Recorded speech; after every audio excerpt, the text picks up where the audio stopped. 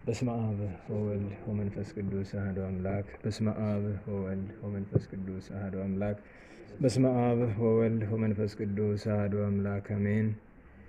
የአባቶቻችን አምላክ የቸርነት ባለቤት ቸሩ እግዚአብሔር ከዚህ ሰዓት ከዚህ ዕለት ያደረሰን ከሁሉ አስቀድሞ ስሙ የተመሰገነ ይሁንና እንዴት ሰንብታችኋል?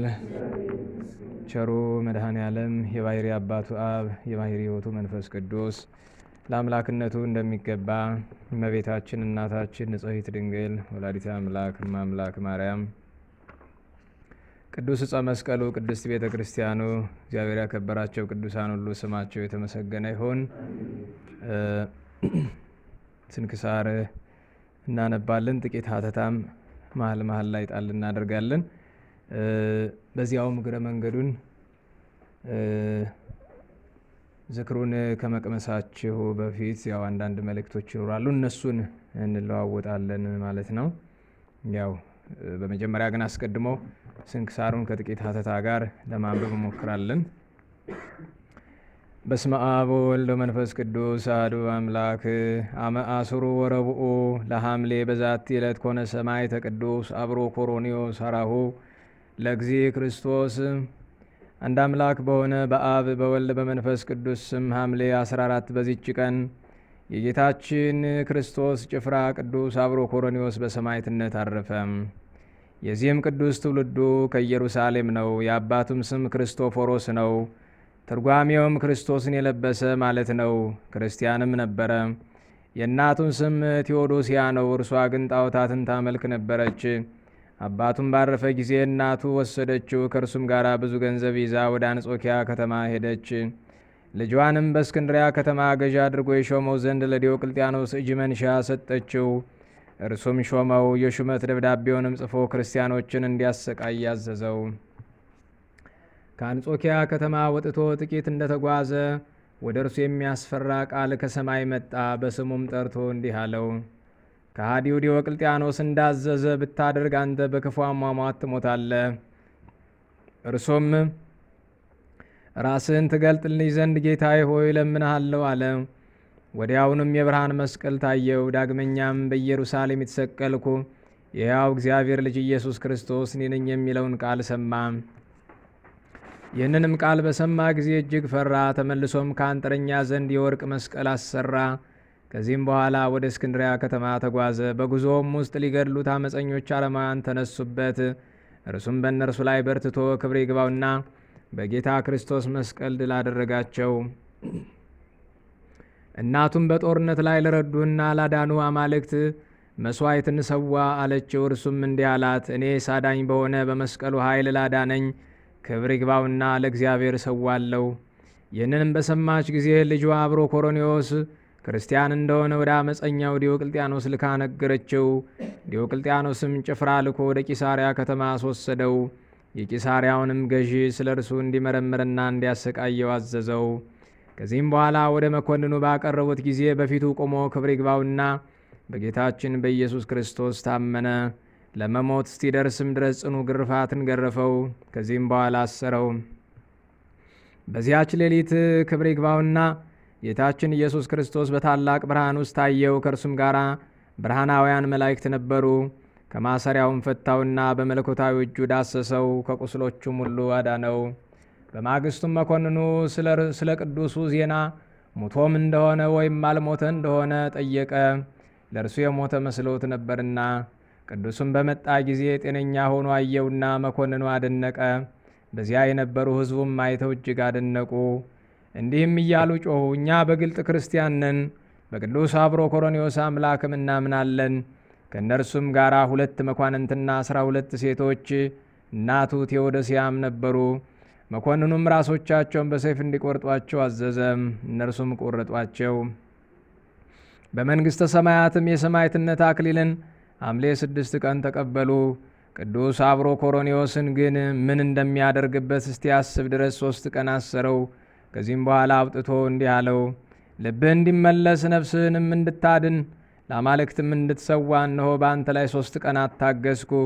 ቅዱሱም እንዲህ ብሎ መለሰለት፣ መኮንን ሆይ የለም፣ ልቤ ወደ ስተት አይመለስም። ክብር ይግባውና ከጌታ ኢየሱስ ክርስቶስ በቀር ሌላ አምላክ እንደሌለ አውቄ ተረድቻለሁ። ጣዖታቱም ሁሉ ከእንጨትና ከድንጋይ በሰው እጅ የተሰሩ ፍጡራን ናቸው እንጂ አማልክት አይደሉም፣ አይጎዱም፣ አይጠቅሙም። መኮንኑም ሰምቶ እጅግ ተቆጣ። ጎኖችንም በሰይፍ እንዲሰነጣጥቁ አዘዘ። አርኬላዎስ የሚባል ባለሰይፍም የቅዱሱን ጎኖቹን ሊሰነጥቅ እጁን ዘረጋ። ያን ጊዜም እጁ ደረቀች፣ ወድቆም ሞተ።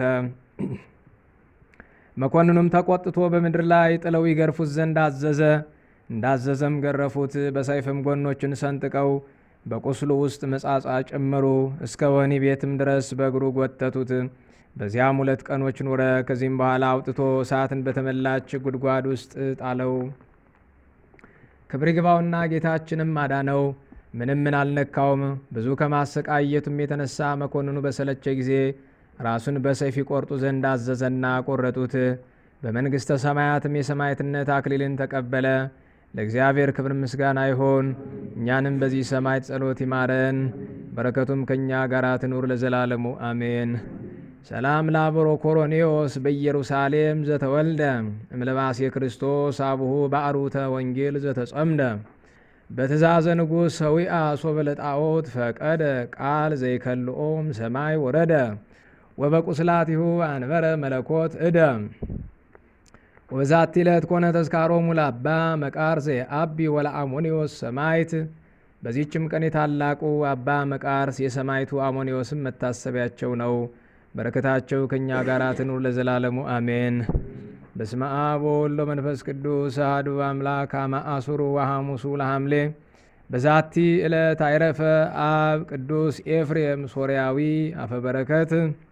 ወበዛቲ ዕለት ካዕበ ተዝካሮሙ ለአባ ሐረዮን ዘምስለ 45 ሰማዕታት ወፍሬ ምናጦስ መነኮስ መስተጋድል ወገባሬ ተአምር ወተዝካረ ስሙ ለቂርቆስ ሕፃን በከመ ጽሑፍ ውስተ ስንክሳር ዘምስር።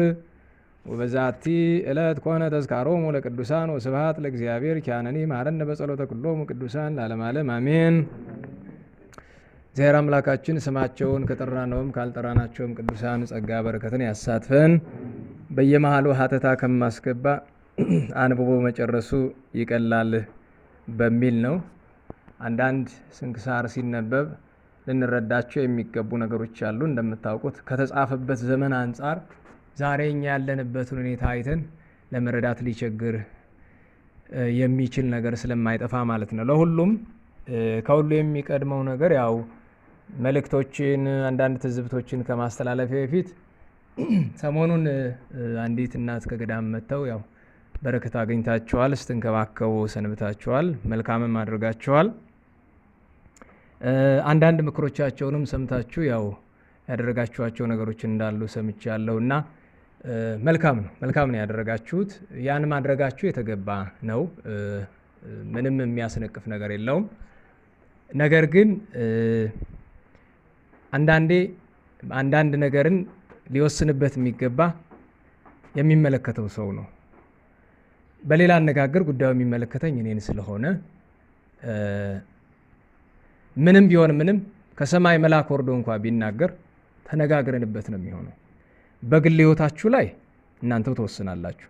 በአገልግሎቱ ላይ ግን የሚወስነው የሚመለከተው አካል ነው። ምክንያቱም ሲጀመር ወይም እኔ ስሰራው ፈቃድ እግዚአብሔር ጠይቄበት እንጂ ዝም ብሎ በሜዳ አይደለም። ሳቆመውም ፈቃድ እግዚአብሔር ጠይቄ ነው እንጂ በሜዳ አይደለም። ስለዚህ ልላችሁ የምችለው ነገር አነጋገሩ አይነቀፍም፣ ትክክል ነው። ትክክል ነው ማለት ግን በዛ አካባቢ የሚመጣው አስተያየት ትክክል ነው ማለት ግን እኛ እያደረግነው ያለው ደግሞ በእግዚአብሔር ፊት ተቀባይነት የሌለው ነው ማለት አይደለም። ተረድታችሁኝ ከሆነ በዛ ላይ ደግሞ ምክር ሁሉ አይያዝም። ደህና ዋላችሁ። ምክር ሁሉ አይያዝም። ፍጡር ነው። 10 ጥሩ ምክር ቢመክር 11ኛው ላይ መልካም ብሎ ባሰበው የመሰለውን ሊናገር ይችላል። ለምሳሌ ከሰማችኋቸው አንዱ እዚህ ምግብ አይበላ የሚለው በጣም ትክክል ነው። አሁን የጨነቀው ነገር የት ላይ ይበላ ነው። ምክንያቱም ጭራሽ ቅጥር ግቢ መበላት እዚህ ስለ አድኖች ስላሉ አይደለም። ስለ አድኖቹ ባይኖሩም የአዳራሹን ክብር የሚቀንስ ወይም ያለንበት በደመ ክርስቶስ የከበረ ቅጽረ ቤተክርስቲያን ነው። አለቀ። ዞሮ ስዕሎቹ ተነሱም አልተነሱም ቅጽረ ቤተክርስቲያን ውስጥ እህል አይበላም። ስለዚህ ይጨንቀኛል። እዚህ በፊት ታስታውስ ከሆነ ተናግሬያለሁ። እዚህም ብቻ ሳይሆን እዛኛው ጉባኤ ላይም ምግብ ሌላ መፍትሄ ይፈለግለት ምግብ የሚበላበት ያን አማራጭ እስከምናገኝ ድረስ ግን እንግዲህ በረሃብ ከምንገላቸው አማራጭ የለንም። እያዘን እናደርገዋለን። ትክክል ሆኖ አይደለም፣ ግን አማራጮችን እስከምንፈልግ ድረስ። ጫማ አውልቆ ስለመግባት የሰማችሁት በጣም የተገባ ነገር ነው። እንግዲህ ተነጋግረን ስለ መስገድ ማንኛውም ሰው ግንባሩን መሬት አስነክቶ ሰግዶ እንዲገባ ተነጋግረን እየሰራን ነው አይደለም? የተገባ ነገር ነው። ምን ልላችሁ ፈልጌ ነው፣ አስተያየቱ አይነቀፍም፣ ግን ሁሉን አስተያየት ደግሞ መቀበል የተገባ ነገር ስላልሆነ ለዛ ነው ዛሬ እንደገና ከተቋረጠበት እንዲጀምር ያደረግኩት፣ ቀደም ሲል የተመለከታችሁት ማለት ነው። ስለዚህ በዚያው መንገድ እንቀጥላለን። የምናቆመው እንዳልኳችሁ 1000 ጊዜ ኃጢአተኛ ብሆን ከእግዚአብሔር ሳልጠይቅ የማደርገው ከእግዚአብሔር ሳልጠይቅ የማቆመው ነገር የለኝም። ስለዚህ ከፈጣሪ ዘንድ አቁም የሚል ነገር ካላገኘው በቀር አይቆምም። ያ ማለት ግን ቅድም እንዳልኳችሁ በወዲያ ማዶ የተሰጠው አስተያየት ተነቃፊ ነው ማለት አይደለም።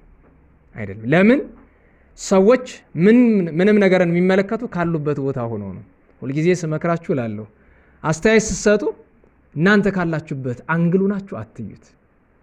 በዛኛው አንግሉ ናችሁ መመልከት ጥሩ ነው እና እችን አስቀድማችሁ ከዚህም በኋላ ቢሆን ስለምናደርገው ነገር የሆነ ነገር የሚጀምረውም ከመጽሐፍት አጣቅሰን ፈቃደ እግዚአብሔር ጠይቀን ከአስተማሪ መክረን ነው። ስናቆምም እንደዛ ነው። ከየትኛውም ቦታ መልእክት ይምጣ ለግላችሁ ከሆነ በማህበር ጉዳይ እንዳትተገብሩት። ተግባብተናል ወይ? ከምንም ይምጣ ከሰማይ መልአክ መጥቶ ይንገራችሁ። ምክንያቱም ይህንን ምለው የመጽሐፍ ቃል ይሽን ፈቃደ እግዚአብሔር ሳንጠይቅ ሳንነጋገር መጽሐፍት ሳንመለከት የማንንም መልእክት አንቀበልም። እንዳልኳችሁ ደግሞ ለእናንተ ብርቅ ሆኖባችሁ ይሆናል እንጂ የትኛውንም ነገር ከፈለጋችሁ በምትፈልጉት ጉዳይ ከእግዚአብሔር መልስ ማምጣት ይቻላል። እኛ ኃጢአተኞችና እጅግ በተነወረ ህይወት ውስጥ ስለምንኖር ነው እንጂ እግዚአብሔር ለእኛ ሩቃችን አይደለም። ይህን እንድታውቁት አደራላችሁ ፈልጋለሁ። እግረ መንገዱን የህይወት ምክር 3 ምክሮችን ልስጣችሁ። በክርስትናችን የተሻለ ደረጃ መድረስ ከፈለግን እነዚህን 3 ምክሮችን ለመተግበር እንሞክር። ክርስትና ለስኬት የሚበቃው በእነዚህ በ3ቱ መንገድ ነው። አንደኛ ሳያቋርጡ በመለማመድ ነው። ሁለተኛ በመጠንቀቅ ነው። ሶስተኛ ተስፋ ባለመቁረጥ ነው። የዚህ ዘመን ክርስትና 3ቱን ስለጣለ አብዛኞቻችን ተፈትነናል። 3ቱን ነገሮች ሁሌም እንድታስታውሷቸው። የሰው ልጅ ኃጢአትንም አሁን ለምሳሌ ሰው መግደል ቀላል ነው አይደለም? ከብዳል አይደል? እንዴት ዋላችሁ? አይሰማኝም? ምን ሰው መግደል ይከብደናል አይደል? አሁን ግደሉ ብትባሉ ይከብዳቸዋል አይደል? ነፍሰ ገዳይ የምንላቸው ሰዎች ይከብዳቸዋል ወይ? ለምን? ተለማምደውታል። እንዲያውም በበረሃ አካባቢ ቆላ አካባቢ ምን ይባላል? የሰው መግደል መልመድ ከፈለግ ሰው ትገድልና 3 ጊዜ አስከሬኑን ተራመደው ዝለለው ይባላል። ትዘለዋለህ፣ እንደገና ወደ ኋላ ትመለሳለህ፣ ትዘላለህ። ከዛ በኋላ ምን ትሆናለህ? ጸላዔ ሰናያት ያድርብሃል፣ ነፍሰ ገዳይ ትሆናለህ ማለት ነው። እንደዚህ ነው የሚያደርጉት ሰውን ግድያ ለማለማመድ። መንፈሳዊውን ነገር ስትመለከቱት ለቅድስና የበቁ ቅዱሳን ሁሉ ለኛ አስጨናቂ የሚመስለንን መልካም ስራ የሰሩት በልምምድ ነው። በአንድ ቀን የሚመጣ ነገር የለም። ስለዚህ ሳናቋርጥ መለማመድ በጣም የተገባ ነው። ያቃታችሁ ነገር ምንድን ነው? ለምሳሌ ትትና ያለው ሰው አለ? እንዴት ዋላችሁ? ኧረ እንዴት ዋላችሁ? በደንብ በሉ። ትትና አላችሁ? ትትናን ተለማምዳችሁ ታውቃላችሁ? ለምን ለማንለማመደው? ትሁታን መሆን ታውቃላችሁ? መንፈስ ቅዱስ ብቻ የሚያድር በትሁትና በንጹህ ሰው ነው። ትትና በተለይ ንጽህና እንኳ ባይኖር ትሁት ከሆንን መንፈስ ቅዱስ ያድርብናል። ምንም አይነት ስራ ብትሰራ ትሕትና ከሌለ መንፈስ ቅዱስ አይቀርብህም። ምክንያቱም ትዕቢተኛ ሰው የሰይጣን ማደሪያ ነው። ትዕቢት ደግሞ በነገራችሁ ላይ እውቀት ስላለ ምናምን ብቻ ምንም የሌለው ትዕቢተኛ እኮ ሞልቷል። ምንም የሌለው ማለት ነው። ወይ ጉልበት የለው፣ ወይ ገንዘብ የለው፣ ወይ እውቀት የለው፣ ወይ መልክ የለው፣ ግን ይታበያል። ትዕግስት ለምሳሌ አስጨናቂ ነገር ናት አይደል? ወይዘሮ ትዕግስት ሳትሆን ትዕግስት ይቱራቷ ልባችን ውስጥ አልገባ ብላለች አይደለም? ቁጣ ቁጣ ይለናል አይደል? መቆጣጠሩ ነው። መጽሐፍ ተምኡ ይላል፣ ተቆጡ ይላል። ነገር ግን ከመንፈስ ቅዱስ የሆነ ቁጣ አለ፣ ማት ዘበረትም ይባል። ትዕግስተኛ መሆን እንፈልጋለን። እስቲ በጋራ እንለማመደው ስለመታገስ። ልክ እነዚህ እምቢ ያሉን ምግባራት ካሉ ልምምድ ነው ዋናው ነገር። ሁለተኛው ጥንቃቄ ነው። ብዙ ሰዎች በልምምድ ገደል ገብተዋል። አንዳንድ ሰው ለምሳሌ ጸሎት ተለማመድ ሲባል ዛሬውኑ 150 ዳዊትን ለማመዳለሁ ይላል። እንዴት ዋላችሁ? ከ150 ዳዊት እስቲ ጨርሱልኝ። ከ150 ዳዊት የልብ ቅንነት ይላሉ አይደለም? ይሄንን የሚል ጋኔን ብቻ ነው። ገባችሁ? እንዲህ የሚል ሰው ጋኔን ያደረበት ሰው። በነገራችሁ ላይ እዛ አዲስ አበባ ነው የቆየሁትና ያው ዋናው የሄድኩበትን ምክንያት አንዳንዶቻችሁ ታውቃላችሁና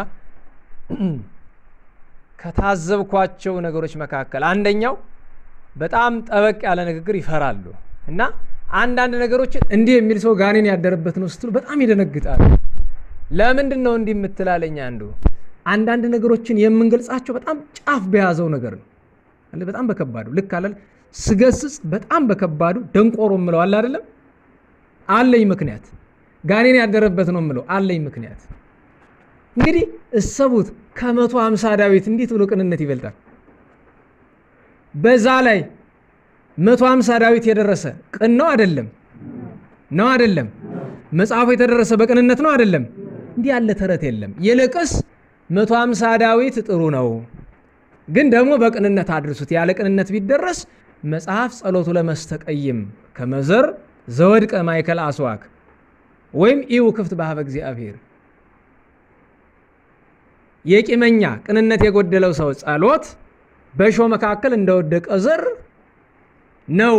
ያን ሾህ አንቆ እንደሚያስቀረው የእሱም ቅድመ እግዚአብሔር አይደርስለትም። ወይም ኢው ክፍት በሀበ እግዚአብሔር፣ በእግዚአብሔር ዘንድ ተቀባይነት የላትም ጸሎቱ ነው። እዛ የታዘብኩትን አንድ ነገር ልንገራችሁ። እንዲያው እግረ መንገዱን መቼም አይኔ ያየውን ነገር ሁሉ ማስተማሪያ ነው የማደርገው። እነሱን እዛ አንድ ሁለት ጉባኤ ተጋብዤ ኑሬ እዛ ስናገር ከነሱ የታዘብኩትን ለራሳቸው ነግሬያቸዋል። እንደገና ደግሞ ከነሱ የታዘብየው ፈቃድ እግዚአብሔር ሳይሆን ቀርቶ በህሊናዬ ስላልመጣልኝ አሁን ልናገረው። አዲስ አበባ ያሉ ብዙ ተማሪዎችም ስላሉን እየስሙት። አዲስ አበባ ውስጥ የሰንበት ትምህርት ቤትና የማህበራት አገልግሎት በጣም ከባድ የሚባሉ 3 ፈተናዎች አሉበት።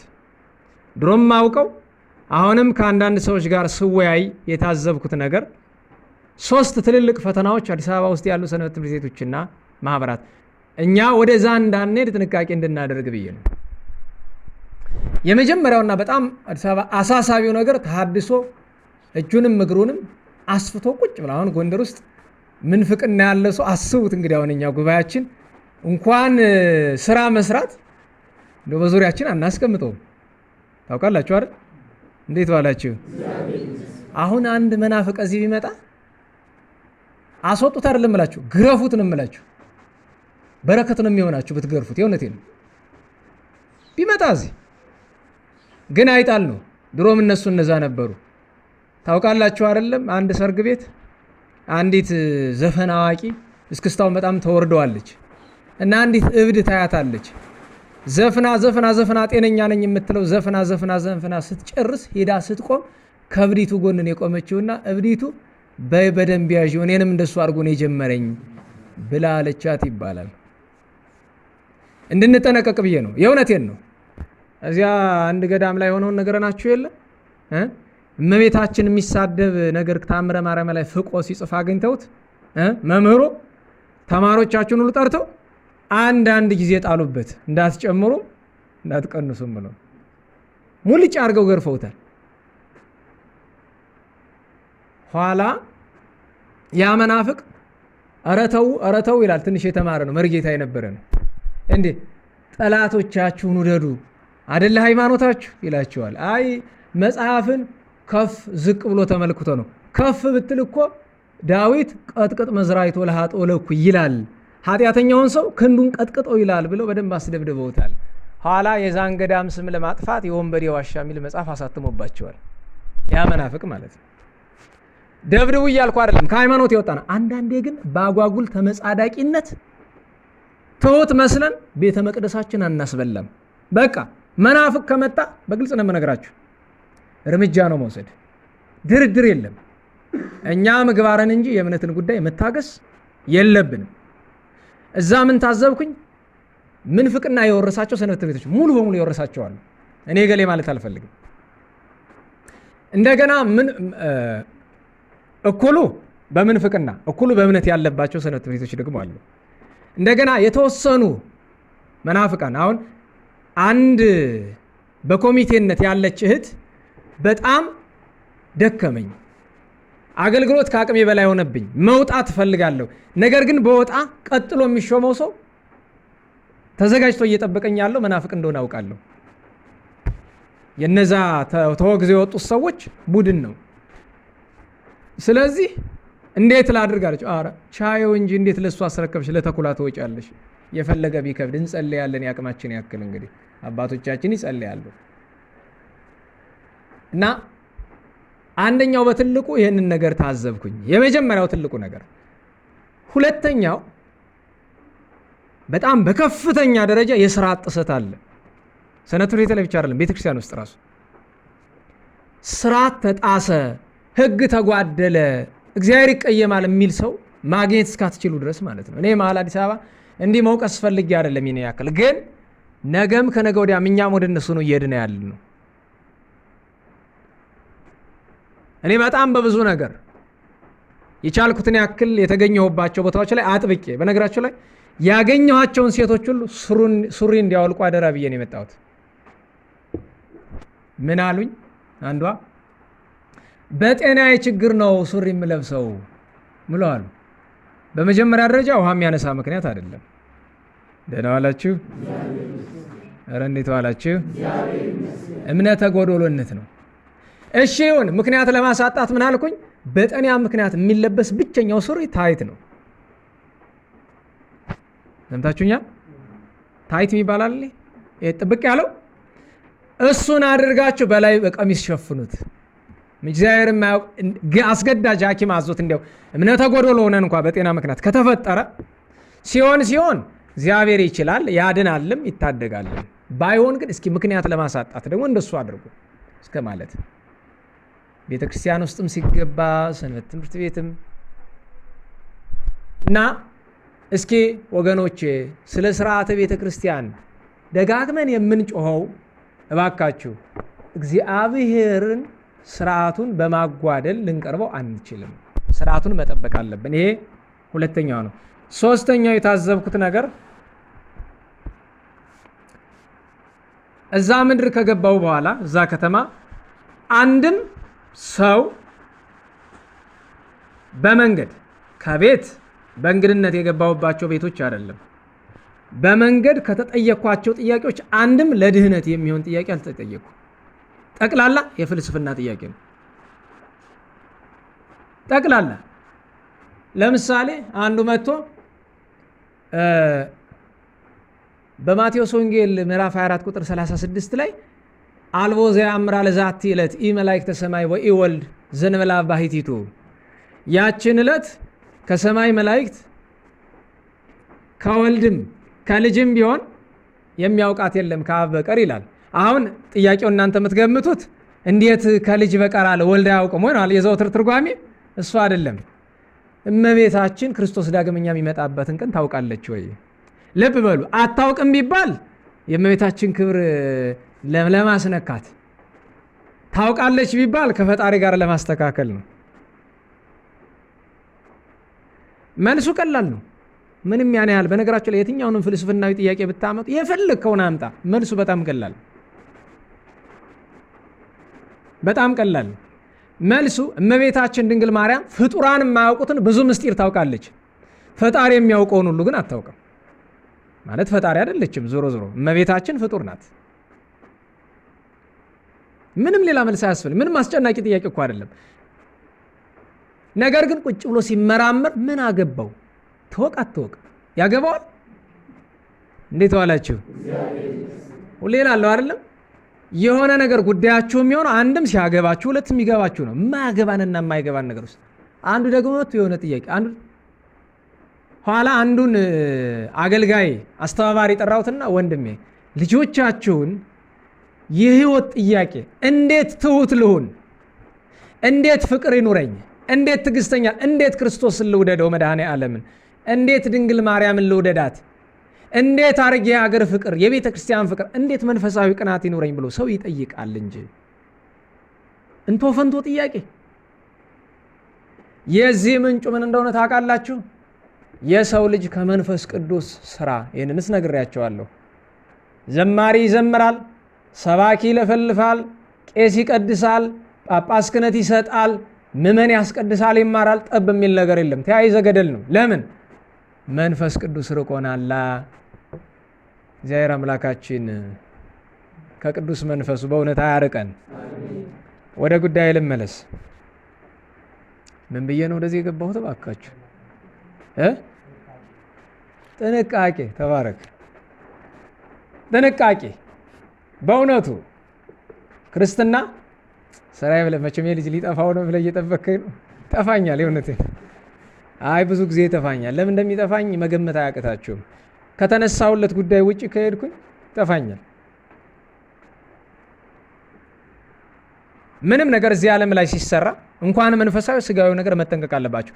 ጥንቃቄ የሌለው ሰው እንደ ልቡ የሚኖር ሰው መጨረሻው ገደል ነው። እንጠንቀቅ። ባጭር ሶስተኛዋ ምንድን ያልኳችሁ? ተስፋ ለናዋላችሁ። የሰው ልጅ ተስፋ ካለው የትም ይደርሳል። ተስፋ አትቁረጡ። ለምሳሌ ማቋረጥ እምቢ ያላችሁ ኃጢአት አለ አይደል? ሁልጊዜ የምትሰሩት ንስሐ መግባት ነው። ስንት ጊዜ? 100,000 ጊዜ ቢትፈልጉ ንስሐ መግባት ነው። መጸጸት ነው። ማልቀስ ነው። መልካም መስራት እምቢ ቢለንም ክፉ መስራት ማቆም ቢያቅተን ተስፋ ባለመቁረጥ መታገል ነው። በሉ አንደኛ በሉ። ኧረ በደንብ በደንብ። ምንድን ነው አንደኛው? በሉት በደንብ። መለማመድ። ሁለተኛ መጠንቀቅ። ሶስተኛ ተስፋ አለመቁረጥ። እነዚህን ያዙ። አሁን ሄዳችሁ በትልቁ በማርከርም ቢሆን ወረቀት ላይ ጻፍ ጻፍ አድርጉት፣ ወይ በስክሪፕቶ እንዲገባችሁ እንዳትረሱት። ችን ያዙ። አሁን ከተነበበው ጥቂት ሀተታ ከዛሬው በዓል ጥቂት ሀተታ ሰጥቻችሁ ጨርሳለሁኝ። ከተነበበው ቅዱስ አብሮኮሮኒዎስ ሐራሁ ለእግዚ ክርስቶስ፣ የኢየሱስ ክርስቶስ የጌታ ክርስቶስ ጭፍራ ይላል። ባጭር ለምን አለው? ብዙ ጊዜ አይታችሁ ከሆነ ይሄ ስም ከሱ ውጭ ስንክሳር ላይ ተጠቅሶ አታገኙትም። አርባ ሐራ ሰማይ እንደዚህ የሚል አለ። በግለሰብ ደረጃ ለምንድን ነው እሱ እንደዚህ ያለው ቢሉ ሌሎች መባል የማይችሉ ነው አይደለም። የእርሱ ለየት ያለው ምንድን ነው? መጀመሪያ የጣዖት አምላኪ የጭፍራ አለቃ ነው። የዓለም የጭፍራ አለቃ ነው።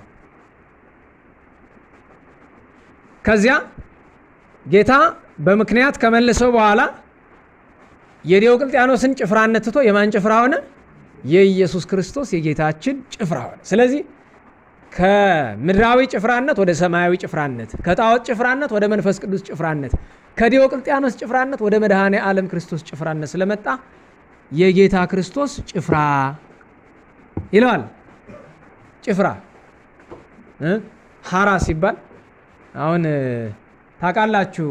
ሐራና ጮሃ ይሉታል አንዳንዶቹ። ጨዋ ይላሉ። እንግዲህ ጨዋ ጮሃ ይባላል። አይነት አለዋ። ደህና ዋላችሁ። ጨዋ ሰፈርም ይባላል አይደል? ለመለየት ከሆነ ጥንት ሆኖ ትርጉሙ ሲፋለስ እየተለያየ መጥቶ ነው። ጨዋ ከሆነ ብዙ ጊዜ እንደምናስበው እንደ መልካም ሰው ያለ ወይም ደግሞ ጠባዩ ያማረ። ጨዋ ከሆነ አላዋቂ ኢምሁር ያልተማረ ጮሃ ከሆነ ባላገር ነው። ጥቅልል ብሎ ግን ያው የተማረና ያልተማረ መጤና ኗሪ እንደመለያ ቃል ነው። ዝርዝር ውስጥ አልገባም። ለሁሉም ክህነት ያለው ሰው ልብሰ ሐራ የጭፍራ ልብስ የጨዋ ልብስ አይለብስም። ክህነት ያለው ሰው ኩታ ይለብሳል፣ ይተመጥማል፣ የክህነት ልብስ ይለብሳል። ዛሬ እንኳን ቄሱ መነኩሴ ሁሉ ኩታ እየጣለብን ተቸግረናል። በእውነቱ የሚገርማችሁ ነገር አንዳንዱ ሰው የሆነ ነገር ስትናገሩ ይከፋዋል። በቀደም እዚያ አንድ ቦታ የተናገርኩት ነገር ከፍቷቸዋል፣ ቅር ይላቸዋል። ነግሬያቸዋለሁ። አንድ መነኩሴ መጥቶ አመመኝ፣ በጣም ህመም በዛብኝ፣ ምን ላድርግ አሉኝ። እሰይ ደግ አድርጓል፣ እንኳንም አመመው፣ ትንሽ እንዲያው ቢጨምርልዎት ያልኳቸው። ደህና ዋላችሁ? እንዴት አሉኝ። ጥሩ ነው እንጂ ሰው ሁለት ምርጫ ነው ያለው። ወይ በተጋድሎ ስጋውን ይቀጣል፣ እምቢ ካለ እግዚአብሔር በደዌ ይቀጣለታል ነው አይደል? ሲወድ እኮ ነው። እንዴት ዋላችሁ? አረ እንዴት ዋላችሁ? አረ ተው፣ ከንፈራችሁን ብቻ የምታንቀሳቅሱ ሰዎች አላችሁ። ይታየኛል እኮ ለምሳሌ እኒያ የቀድሞ ሊቀመንበር አይቼውታለሁ። በደንብ ይበሉ። እንዴት ዋላችሁ ብሎ ከንፈር ብቻ ማንቀሳቀስ ጥሩ አይደለም። ልክ ምላሱን ወደ ጉንጩ አድርጎ የቀድሞ ሰው ኩታራ ሲያታልል ሕፃን ልጅ ባባ ብላ ይለዋል። እሱ መብላት አይፈልግም። እሺ ብሎ ዝም ብሎ ባዶውን እዚህ ከትና ምላጩን እዚህ አድርጎ የሚያላምጥ ይመስላል አይደል? እየበላ አይደለም ግን የሚበላ ይመስላል። የምታመሰግኑ አትምሰሉ፣ አመስግኑ ባካችሁ። እንዴት ዋላችሁ? መቼም ለእናንተ ነው፣ ለእኔ አይደለም። ለምን ያ ነው በቃ ቅጣት ያስፈልጋል። ሰውነታችን መቀጣት አለበት። እንዲህ ብዬ ስል ታውቃላችሁ፣ በሰው ጨካኝ እሱ ምናምን አትለኝ። መቼም ታውቃላችሁ፣ ሁላችሁ ኑሯችን እንተዋወቃለን፣ እንዴት ባለ ነገር እንደምንኖር። ለሁሉም የጭፍራነት ነገር ባጭር እሱ ነው። ሁለተኛ ልብ ብላችሁት ከሆነ እናቱ ጣዖት አምላኪ፣ አባቱ ክርስቲያን ብቻ አይደለም። ስሙ ማን ይባላል? ክርስቶፎሮስ ዘበትርጓሜሁ ለባሴ ክርስቶስ። ክርስቶፎሮስ ማለት ክርስቶ ማለት ያው ክርስቶስ ነው። ፎሮስ ደግሞ ለባሴ ማለት ነው። ለባሴ ክርስቶስ፣ ክርስቶስን የለበሰ ማለት ነው። እንዴት ነው ነገሩ አትሉም? ታዲያ በመጽሐፍ እንዲህ ያለ ነገር ካለ እኛ ለምን እስላሙን ምኑን አናገባውም ትሉኝ። ሸመንደፍር የሚባል ነገር አለ አይደል? ያ ዘመን ዘመነ አጸባ ነው። እንዴት ዋላችሁ? ተው በደንብ በሉ። ቢያንስ እኔ የምለፈልፈው ትንሽ በረከት እናንተ የምትሳተፉ ነው። ጮክ ስትሉ ያው የመጮህ በረከት አለው። ደግሞ መጮህ በረከት እኮ ነው። አታውቁም? መጮህ ማለት ደግሞ ዝም ብሎ አገር መረበሽ አይደለም። ቅዱስ አትናቴዎስ በቅዳሴው ምንድን ነው ያለ? ቦዘ ይሴብህ ወቦዘ ይዜምር ቦዘ አኩት ወቦዘ ይኬልህ ይላል። በዜማ የሚያመሰግን አለ፣ በቃል የሚያመሰግን አለ። ቀጥሎ ምን አለ? እየጮኸ የሚያመሰግን አለ ይለዋል። ምክንያቱም ሱራፌል ሲያመሰግኑ ጮኸታቸው ሰባቱን ሰማይ ከምድር ጋር ያናውጸዋል ስለማይታወቀን። ምድር ስትናወጽ ሰምታችሁ ታውቃለች? ምድር ከሁለት አቅጣጫ ትናወጻለች፣ ከሰማይና ከመሬት። ከመሬት ከሆነ ርዕደ መሬት የሚባል አለ። ከሰማይ ከሆነ ግን ያ ሲናወጽ ማን እንደሚሰማ ታውቃላችሁ? እስቲ እንደው መጽሐፍ የሚሸልመው እንደው ከፍጥረት ሁሉ ሰማይ ሲናወጽ ያለ ብቃት የሚሰማ ማን? ምንም ብቃት ሳይኖረው የሚሰማ አንድ ፍጥረት አለ። አንድ ገድለ ያቡና አንተ እሺ ዶሮ ያቡና ስራት ወልድ ገድል ገዝተሃል? አዲስ የታተመ ነው፣ ሰጣሃለሁ። ግን ሀብታም ነህ፣ ከፍለ ነው መውሰድ የነበረብህ። ሰጣሃለሁ፣ ቃሌ ነው፣ ግድ የለም። እና ሌሊት ከ9 እስከ 10 ባለው ዶሮ ይጮሃል አይደለም? ለምን? ዶሮ ንጋቱን በምን የሚያውቀው ይመስላችኋል? ንጋቱን አውቁት እኮ አይደለም። በመጀመሪያ ደረጃ ዶሮ ከጮኸ የለም ሌሊት ማለት እንንቃ ማለት ነው እንጂ ዶሮ ሲጮህ ነግቷል ማለት አይደለም። ዶሮ የሚጮህ በአብዛኛው 9 ሰዓት ከ40 ነው። እንዴት አወቅከው ትሉ እንደሆነ እግዚአብሔር እንግዲህ ከእንቅልፍ በሽታ አላቁ ሁላችንም ያሳወቀን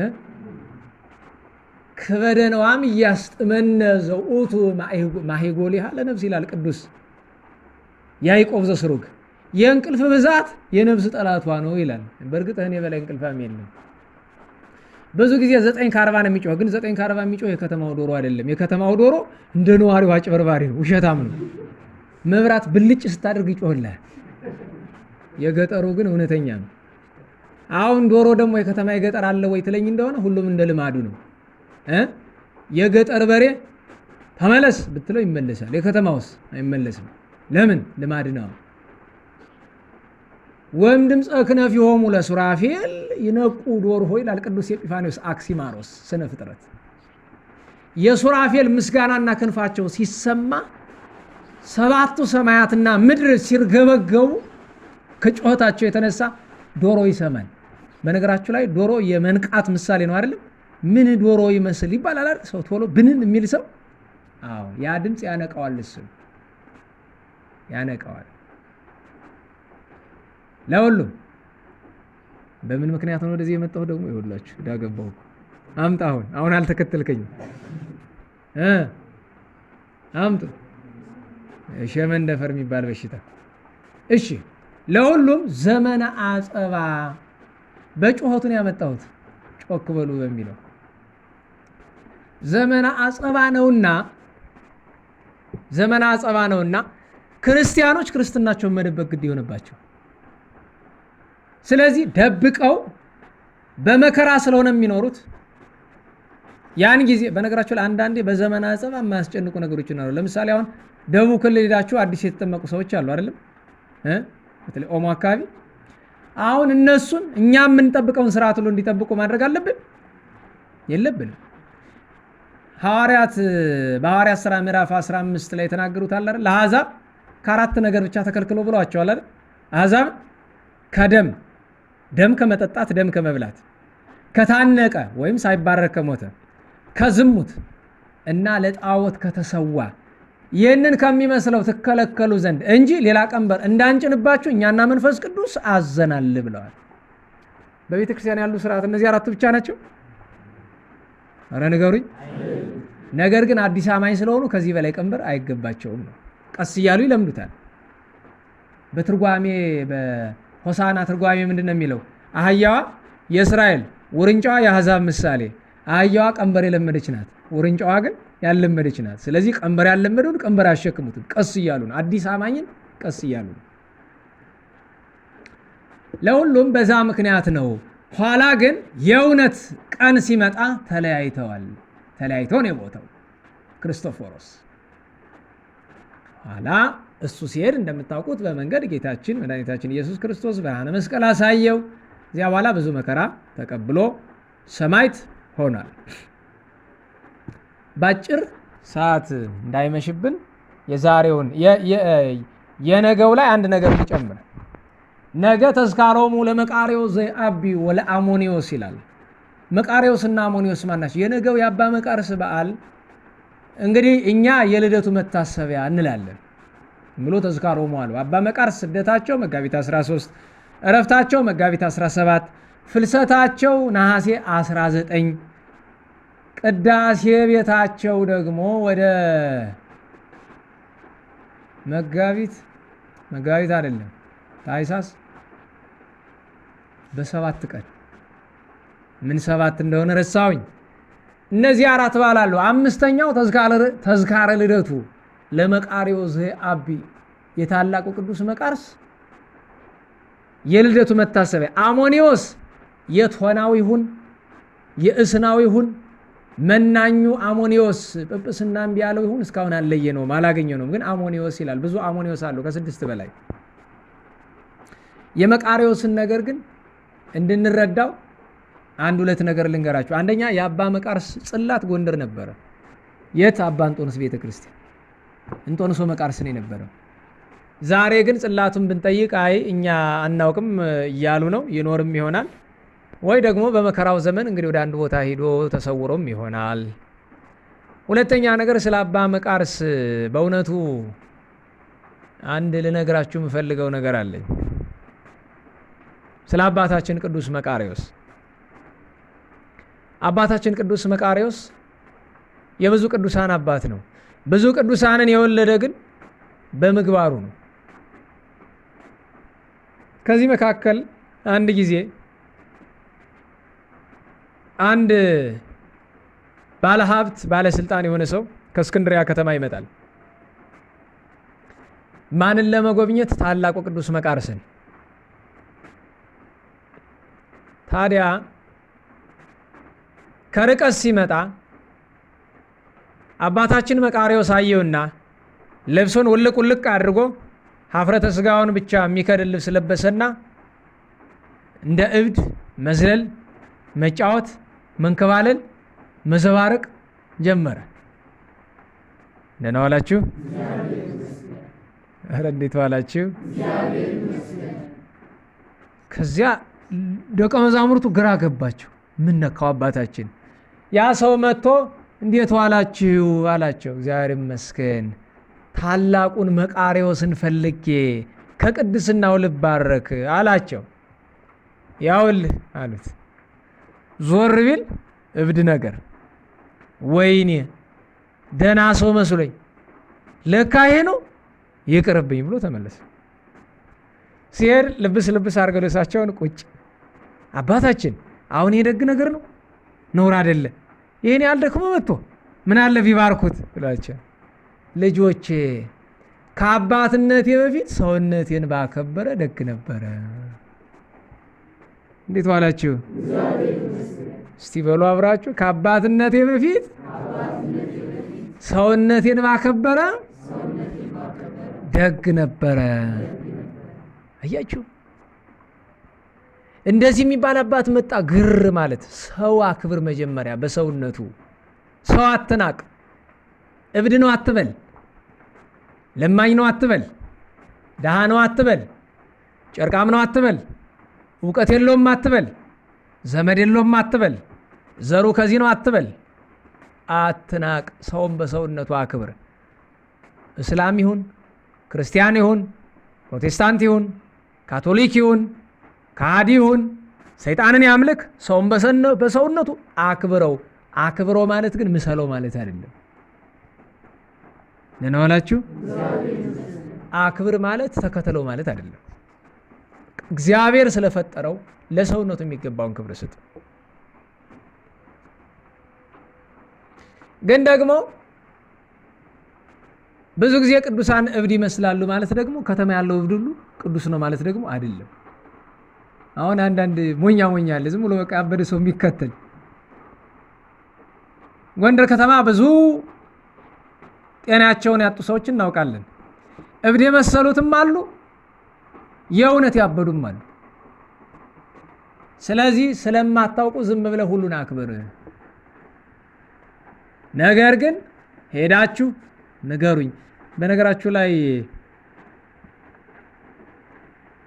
ከበረሃ ወይም ከገዳም የሚመጡ አባቶችን ስታገኟቸው ብዙ ጊዜ የምትጠይቋቸው ጥያቄ አለ። ወደፊት የሚመጣውን ለማወቅ እንዴት ዋላችሁ?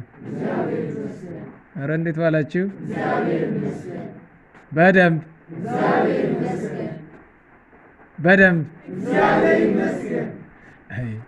አሁን 3-4 ያራዳ ልጅ ቢኖር እኮ ድብልቅልቅ ያደረገው ነበር።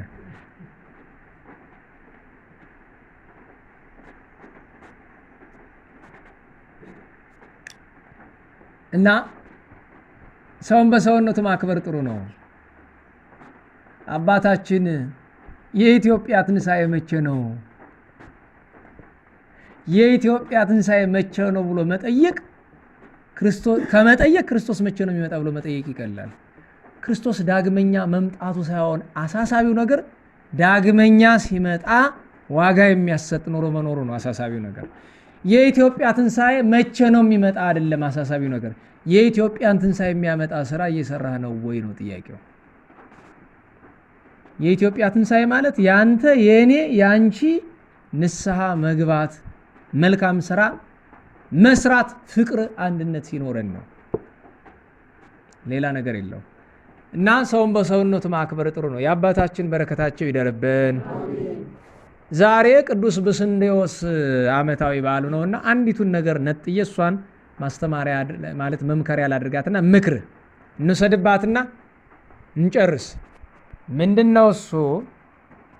ትናንት ሲነበብ መቼም ከልብ አትሰሙም እንጂ ሰምታችሁ ከሆነ የቅፍት ኤጲስቆጶስ ሆኖ የተሾመ ጻድቅ ቅዱስ ብስንዴዎስ በቀደመው ዘመን በጣም ከፍተኛ ዝና ከነበራቸው ቅዱሳን አንዱ ነው። ተረስቷል። አሁን ግን አይታችሁ ከሆነ ምን ይላል? እርሱ የነቢያትን መጻሕፍት፣ የዳዊትን መዝሙር፣ የሰሎሞንን መኃልይ ተማረ እና ይጸልይ ነበረ። ሲጸልይ ከነቢያት አንዱ የመጡ ይሰሙት ነበረ ይላል። ዛሬ መጽሐፍ ስለማንበብ እስቲ እንደው ውዳሴ ማርያም ስንደግም እመቤታችን ትመጣለች። አትመጣም እንዴ? አረ በሞቴ ነገሩኝ በደንብ። ግን ወደ ማን ነው ጥያቄው? እዚህ በፊት አስታውሱ የሆነ ቀን ነግራቸዋለሁ አይደል? እመቤታችን በጣም የምትወዳት ግን አባታችሁ ነው ብቻ ጸሎት ነው የምትጸልይ፣ ሌላ ጸልይ ግን ደስ ብሏት እየጣማት ነው የምትጸልየው። እንደኛ ነግራቸዋል። አባታችሁ ነው በሰማያት የምትኖር አቡነ ስማት ቅዱስ ተማይጸን ነው ብቻ አይደለም። የብዙዎቻችን ችግር እሱ አይደል? እኔ በተለይ ዋናው እኔ ነኝ። አንዳንድ ጊዜ ጸሎት ስታደርሱ በተለይ በቃል መጸለይ በጣም ከባድ ነው። በቃል ስትጸልዩ የሰኞ ላይ እንዲያው ፈቀደ ብላችሁ ለሔዋን ኢየሱስ ክርስቶስ ኢሳይያስ እንደው እየደገማችሁ ሄዳችሁ ከየት ላይ እንደጠፋችሁ አይታወቃችሁም። ወይ ቅዳሜ ወይ እሑድ ደርሳችኋል። እና አንዳንድ ጊዜ ቁሜ አንተ ቸሩ መድኃኔዓለም የትኛውን የዘለልኩት ሐሙስን ነው ረቡዕን ነው ዓርብን ነው? አንዳንድ ጊዜ ደግሞ ለኪደሉ ብለህ የውዳሴ ማርያምን ትተህ ከአንቀጸ ብርሃኑ ስብሐት ለእግዚአብሔር ወሰማያት ሰላም በምድር ስምረቱ ለሰብእ የሰኞ አለ አይደለም? እሱን ይዘህ ከረቡዕ ውዳሴ ማርያም በለው ሂድ። ከዛ ዳዊት ነቢይ የሚለውን የአንቀጸ ብርሃን የንጽሕትን ወስደህ ከዘኮንኪ የንጽሕትን ወስደህ ከዕፀ ቡሩክ ችግር እኮ ነው። ከዛ የወድ ስዋ በቃል ያጠና ካለ ደግሞ የለኪደሉ አንቀጸ ብርሃን ሳሌ ለና በግዚና እና ያጽናን የሚለውን ከመያድነን ብለህ ሄደህ እዚያ ጭንቅላ ይሄ ሁሉ ሊና ሲጠፋ ነው። እና ረግቶ ለሚጸልይ ሰው ግን እመቤታችን ትናገረዋለች። እና አንዲት ምክር ልስጣችሁ፣ ከጸሎቱ ሁሉ አጣፍጣችሁ የምትጸልዩት አንዲት ብዙ አይነት ጸሎት። ለምሳሌ አንድ ሰው የዘወትር ጸሎት ውዳሴ ማርያም፣ አንቀጸ ብርሃን፣ የወድ ስዋ መላእክት፣ መልካ ማርያም፣ መልካ ኢየሱስ፣ መዝሙረ ዳዊት፣ አርጋኖን፣ ሰኔ ጎልጎታ ብዙ ሊጸልይ ይችላል አይደል? ቢያንስ አንዷን አጣፍጣችሁ የምትጸልዩት አንዲት ትኖራችሁ፣ በጣም ጣፍጣችሁ። ጸላዔ ሰናያት ስትደግሟት ህሊናችሁ ቢያዘናጋችሁ እንኳን ተአምር ይፈጠር እንደገና ተመልሳችሁ ታደርሱታላችሁ። የፈለገ ይሁን። ምክንያቱስ አንዳንድ ጊዜ ለጸላዔ ሰናያት ጋር እልክ ማንጋባበት ነገር አለ። በነገራችሁ ለጠላት ጋር እልክ አትጋቡ፣ በጣም ክፉ ነው። አባ ጰላሞንን ማየት ነው። አባ ጰላሞን እልክ አጋብተውት ታውቃላችሁ፣ ድንግልናቸውን አስጥሏቸዋል። ከባድ ነው። ከጠላት ጋር እልክ አትጋቡ። ግን ደግሞ ጨርሶ ልትለቁለት የማይገባ ነገር እንደሆነ ታውቃላችሁ። አንዳንድ ነገር አሉ ለጸላኢ ማንተውለት። ለምሳሌ ጾም የታዘዛል አይደለም? ከዛ በላይ አንታገለው፣ ከታዘዘው በታች ግን አንወረድለት። ከጸሎት መካከል ለምሳሌ ውዳሴ ማርያምን የመረጠ ሰው ካለ ውዳሴ ማርያም ሲጸልይ ቢያዘናጋው እንደገና ተመልሶ ሀ ብሎ ይጀምር። 10 ቢያዘናጋችሁ 10 ተመልሶ 100 ጊዜ ቢያዘናጋችሁ 100 ጊዜ። ያን ቀን ስራ አምቅሩ፣ ምግብ የሚቀር ተመልሳችሁ አድርሱት። ምክንያቱም እንደዛ ካልሆነ ዋጋ እናገኝም። ቢያንስ ዋጋ የምታሰጥ በየቀኑ አንዲት ጸሎት ታስፈልግ። ቢያንስ አንዲት ወይ ጸሎተ እግዝእትነ ማርያም ተው ከልብ ተረድታችሁኛል? እንደዚያ ነው። እሷን እናስተውላት። መጻሕፍትን ስለማንበብ ከተነሳ ብዬ ነው። ለምሳሌ ቅዱስ ዳዊት መዝሙርን ሲደግም እኛውን ስብሐት ለአብ ወወልድ ወመንፈስ ቅዱስ ለዓለሙ ለዓለመ ዓለም ፈቃሪ ዘጻድቃን ወዘኃጥአን መዝሙር ዘዳዊት ሃሌሉያ በጽሑፍ በሲ ዘይሆረ በምክረ ረሲዓን ጸሎት አይደለም። በህነ ምን ይባላል?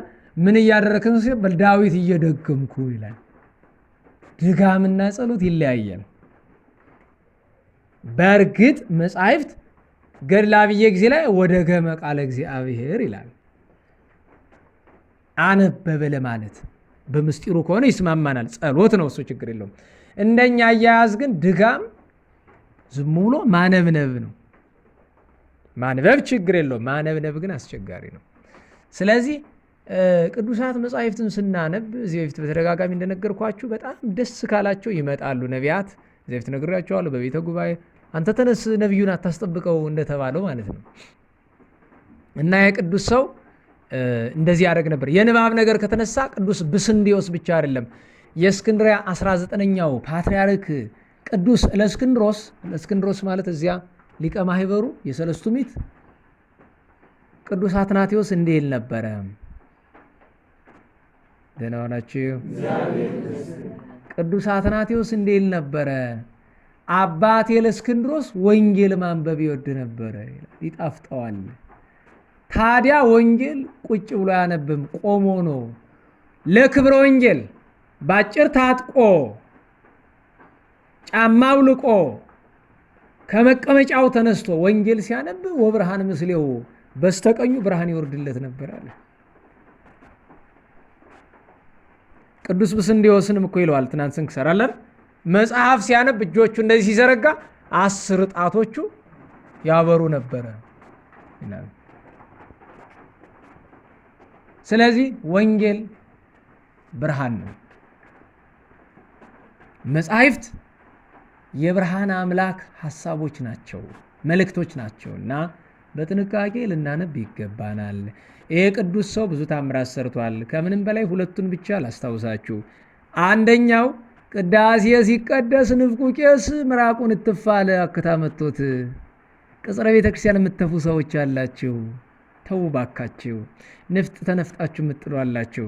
ላይ አውደ ምሕረቱ እዚያ ከቅኔ ማህሌቱ በር ላይ ሆኖ አክ ብሎ የሚተፋ ሰው ብዙ አይቻቃለሁ፣ ያውም የተማረ ሰው። በመጀመሪያ ደረጃ ቤተ ክርስቲያን ስትገቡ ያለ መሐረብ አትግቡ። ከአቅም በላይ የሆነ ነገር ከመጣ በመሐረብ ተቀበሉት። በአፍንጫህም ቢመጣ በአፍህም ቢመጣ ያለ መሐረብ አትግቡ። ነስር እንኳ ቢመጣ ውጭ እስክትደርሱ ድረስ ደም መንጠብ የለበትም፣ ነውር ነው። ከክርስቶስ ደም በቀር የማንም ደም። እህቶቻችን ለማዳንስ በምትሆኑበት ጊዜ እኮ ቤተክርስቲያን የማትገቡት ደም እንዳይነጥብ ነው እንጂ ለማዳንስ ኃጢአት ምናምን ስለሆነ አይደለም፣ ርሳት ነው። በቃ ወንድ ልጅም ቢሆን ሴት ልጅም ብትሆን ነስርም ቢኖር የሆነ ነገርም ቢፈጠር ካፍንጫም ከምንም የሚከፋ ነገር ቢኖር እትፋለ። ቅዳሴው ሲጠናቀቅ ቅዱስ ብስንዴዎስ ካህኑ ለምን ተፋ? የተፋው ምራቅ ጌታ በቅዳሴ ጊዜ እየመጣ ይታየዋልና ኪሩብ ገጸ ሰብ የሰው መልክ ያለው ኪሩብ ጌታን ተሸክሞ ክንፉ ላይ ነው ምራቁ ሄዶ በመላክ ክንፍ ላይ ነው የወደቀው። በል እየጠበቀ ነው አለው። መልአኩ ቀስፎት ሄደ። በምድርም በሰማይም ተጎዳ። ስለዚህ ቅጽረ ቤተክርስቲያን ውስጥ አትጥፉ ባካችሁ። በመጀመሪያ ደረጃ እኮ ምራቅ አጸያፊ ነገር ነው። ከክርስቶስና ከቅዱሳን ምራቅ በቀር የኛ ምራቅ እኮ አጸያፊ ነው። ከሰው ፊት ራሱ አይተፋም እኮ ጽቅ ይላል ሰው ፊታችሁ ላይ ነውር አይደል እንዴ? እንኳን ምራቅ አሁን ሰው ሲያስታጥባችሁ እጃችሁን ታጥባችሁ እዛው ላይ አፋችሁን ተጎመጣጣችሁ ከፊቱ ላይ ትተፋላችሁ። ይሄንን የማያደርግ ሰው እኔ ከመምህሮቼ በቀር አይቻል አቅም። እኔ ቅርታ አድርጉልኝ በጎ ነገር ኖረስ ካላችሁ በህይወቴ ነው ሰው ፊት የተጎመጠመጠበት ቀን ትዝ ያለኝ። ከአባቶቼ ወረስ እንዴት ሰው ፊት ትተፋለህ? ተጎንብሶ እያስታጠበ እሱ ላይ ተጎመጥመጠ ጽቅ ትልበታለህ። በጣም አስነዋሪ ነገር እኮ ነው። ያንተን የሚያስታጥብ ሰው የክርስቶስ ምሳሌ ነው።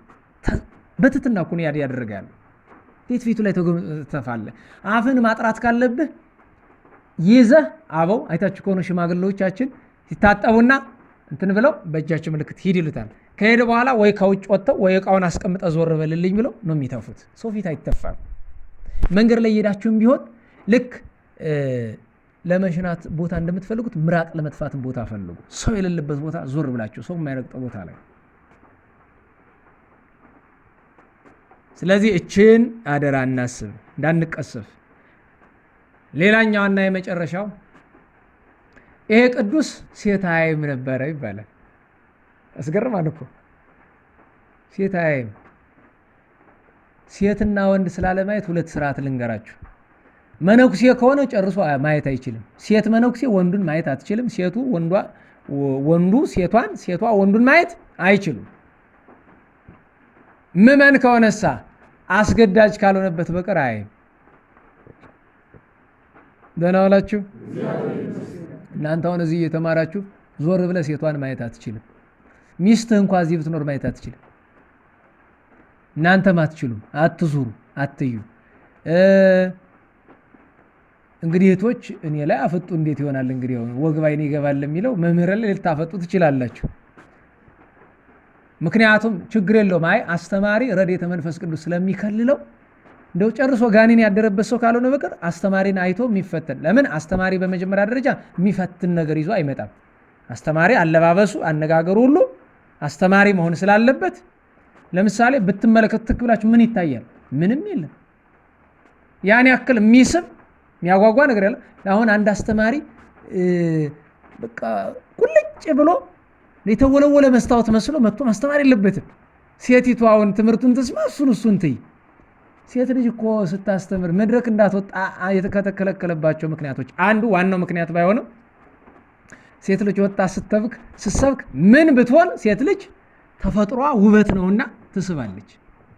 ወንድ ልጅ መማር አይችልም፣ በጣም ይከብደዋል።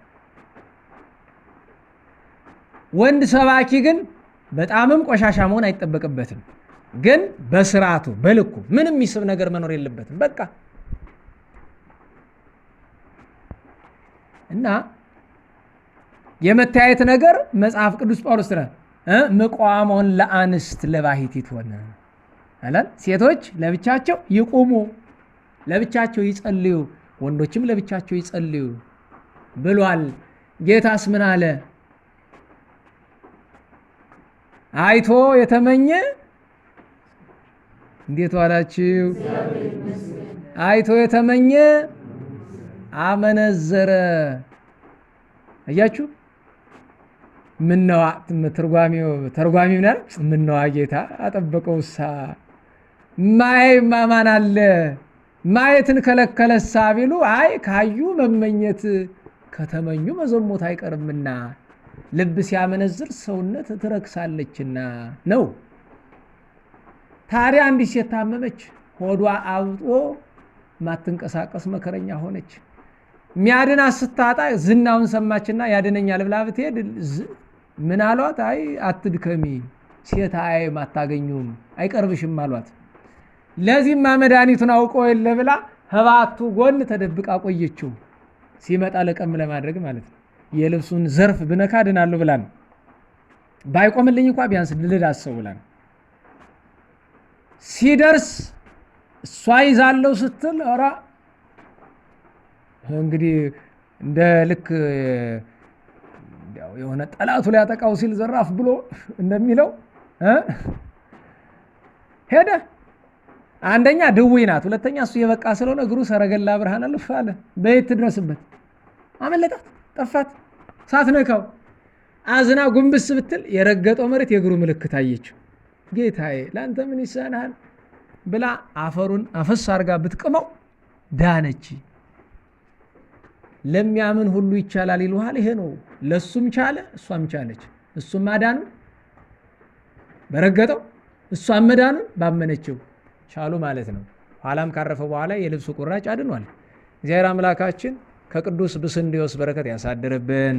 ቃል ኪዳን ከጌታ የተቀበለ ቅዱስ አሞንም ዛሬ ዓመታዊ በዓሉ ነውና ከዚህም ቅዱስ በረከትን ረድኤትን ቸሩ መድኃኔዓለም ያሳትፈን። ዛቅረብኩ ማሕሌተ አዘኪሬ አእላፈ ምለተ ጸምዱከ ዘልፈ ለላ አነብብ ተወከፍ ዘንዴቴ መጽሐፈ እንተረሰይከ እግዚኦ ጸሪቀ መመለቱ ኩፈ ምላብኡ ብኡላን ዘተርፈ ነቢያት ቅዱሳን ወሐዋርያት ሰባክያን ሰማዕታት ወጻድቃን መላእክት ትጉሃን ደናግል አድዮ መነኮሳት ሄራን ባርኩ ባርኮ ጉባኤ ዛቲ መካን እስከ አረጋዊ ልሂቅ እምንዑስ ሕፃን ለዘጻፎ በክርታስ ወለዛ ጻፎን ዘይደርስ ለዘአንበቦ ወለዘተርጎሞ በልሳን አዲስ ወለዘሰማ ቃሎ በእዝነ መንፈስ በጸሎተ እሙ ማርያም አራቂተ ኩሉም ባይስ ህቡራይ መሐረነ ኢየሱስ ክርስቶስ ህቡራይ መሐረነ ኢየሱስ ክርስቶስ ህቡራይ መሐረነ ኢየሱስ ክርስቶስ ወይፈኑ ለነ ጸጋ መንፈስ ቅዱስ እምይእዜ ወእስከ ለዓለም ወእስከ ዳግም ልደት አሜን። ቸሮ መድኃኔ ዓለም ንጹሐን አበው በረከትን ያሳትፈን።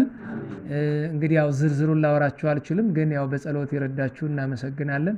አሁንም ጸልዩልን። እግዚአብሔር አምላካችን የተጀመረውን ነገር በበጎ እንዲያስፈጽምልን። ያው አንዳንዶቻችሁ የደረሰብንን ፈተና ታውቃላችሁና ያው ሰሞኑን ወደዛ የሄድኩትም በዛ ፈተና ምክንያት ነው። እግዚአብሔር ባወቀ እንዲያው በእውነት ገብረ ስላሴ የሚባል አንድ ወንድማችን ገብረ ስላሴ በክርስትና ስሙ ነው፣ አታውቁትም ማን እንደሆነ። እግዚአብሔር አምላክ እድሜ ይስጠው፣ እንዲያው አሜን በሉልኝ። ጤናውን ይስጠው፣ ሰላሙን ረድኤቱን ይስጠው፣ ከመራራ ገሃነመ እሳት ሰውሮ ለጣዕመ መንግሥተ ሰማያት ያብቃው፣ ኃጢአትም እንዳለበት ይቅር ይበለው፣ ፍጻሜውንም ያሳምርለት። ሚስቱ ወለተ ማርያም እንደምትባል ሰምቻለሁ። ቤተሰቡ፣ ልጆቹ በሙሉ ለምን እንደሆነ ታውቃላችሁ?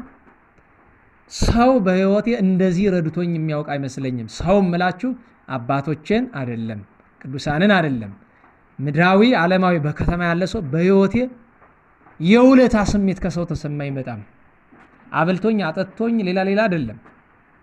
ግን ዝክረ ቅዱሳን ማህበራችን ያው እንዲፈርስ ነው ስራው የተሰራውና ያ እንዳይሆን ብሎ በጣም እሱ በመስራቱ ምክንያት ሌላው ነገር ቢቀር እንኳ በጤና ተመልሼ የተገናኘ ነው።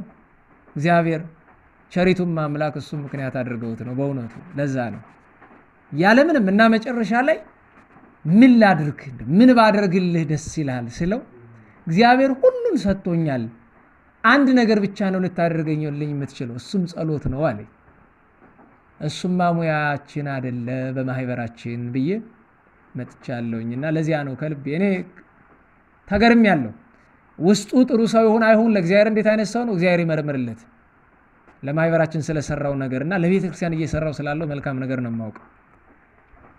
እና ይህንን አጥብቄ ነው የምናገር። በእውነቱ እየዞርኩ በሚሄድበት ቦታ ሁሉ ጸልያለሁኝ። በእውነት እግዚአብሔር እንዲያዘናው እኔ እንዳልኳችሁ ተረድቼዋለሁ። ከኔ ወይ ከማህበራችን ምንም ፈልጎ አይደለም። ቤተ ክርስቲያን ላይ ስራችን የገዳማቱ እርዳታ ሌላውም ነገር እንዳይቆም ነው። ይሄንን ሌላ ምንም እንደማይፈልግ ከኛ ስለተረዳው ነው ደስ ያለኝ። ሰው ከናንተ ምንም ሳይጠብቅ ካደረገ እውነትም ሰው ነው ማለት ነው። እና ለዛ ነው ይህንን ያልኩት። የቸርነት ባለቤት የሰማነውን በዝነ ልቦናችን አሳድሮ ክረምቱን ቀድሶ ዝናሙን የምህረት ጠሉን የበረከት አድርጎ ሙታንን ምሮ ሕያዋንን ጠብቆ በቸርነቱ በምህረቱ ከመቤታችን ጣዕመ ፍቅሯን እንዲያሳድርብን ሰላም በዋለን ምህረቱ ሰላም እንዲያሳድረን አቡነ ዘበሰማያት እንበል። ይትቀደስ ስምከ ትምጻእ መንግሥትከ ወይኩን ፈቃድከ በከመ በሰማይ ከማሁ በምድር ሲሳየነ ዘለለ ዕለትነ ሀበነ ዮም ህድግ ለነ አበሳነ ከመ ንሕነኒ ንህድግ ለዘአበሰ ለነ ኢታብአነ እግዚኦ ውስተ መንሱት አላ አድኅነነ ወባልሐነ እምኩሉ እኩይ እስመ ዚአከ ይእቲ መንግሥት ኃይል ወስብሐት በሰላመ ቅዱስ ገብርኤል መልአክ ኦ እግዝእትየ ማርያም ሰላም ለኪ ድንግል በሊናኪ ወድንግል በሥጋኪ እመእግዚአብሔር ጸባኦት ሰላም ወቡሩክ ፍሬ ከርስኪ ተፈሥሒ ፍሥሕት ኦ ምልዕተ ጸጋ እግዚአብሔር ምስሌኪ ሰአሊ ወጸልዪ ለነ ምሕረታ በፍቁር ወልድኪ ኢየሱስ ክርስቶስ ከመ ይሥረይ ለነ ኃጣውኢነ ተማኅፀነ ብኪ። ስብሐት ለአብ ስብሐት ለወልድ ስብሐት ለመንፈስ ቅዱስ ይእዜኒ ወዘልፈኒ ወለዓለመ ዓለም አሜን። እዚች ጋ ወልደ ጨርቆስ ብለህ የጻፍክ ሰው አስተካክልልኝ። ወልደ ቂርቆስ በሉ። ጨርቆስ የሚባል አናውቅም። ቂርቆስ በልማድ ነው ጨርቆስ የሚባለው። ወልደ ቂርቆስ የማን እንደሆነ ታውቀዋለህ አንተ ባለቤቱ። ስሙ ተጽፏል። እኔ መጥቀስ ስላልፈለኩ ነው። እንግዲህ የቸርነት ባለቤት ቸሩ መድኃኔዓለም ይማረን። ስብሐት ለእግዚአብሔር ልዑል ወለወላዲቱ ድንግል ወለመስቀሉ ክቡር ዕፀ ሣህል አሜን።